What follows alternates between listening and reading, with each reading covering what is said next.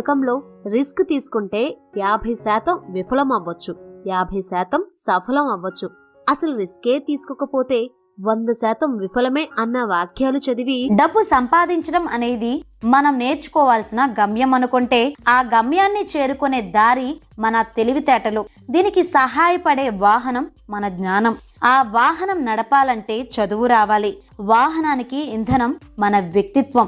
ఇవన్నీ ఉంటే డబ్బు అదే వస్తుంది. డబ్బు సంపాదించడం ఈ 4 అంశాలపై ఆధారపడి ఉంటుంది. ఆపర్చునిటీస్ వెతకటం, రీసెర్చ్, నిరంతరం సమస్యలకు పరిష్కారం వెతకటం, సెల్ఫ్ కాన్ఫిడెన్స్, మీపై నమ్మకం ఉంచటం, ఎగ్జిక్యూషన్, అనుకున్న పనిని వాయిదా వేయకుండా మొదలు పెట్టడం. జీవితంలో కోపానికి పగకి తేడా ఉంటుంది. కోప్పడేవాడు ఎవడో హానికరదు. కోపం అనేది నీడపాము లాంటిది, అది కరిచిన ప్రమాదం లేదు.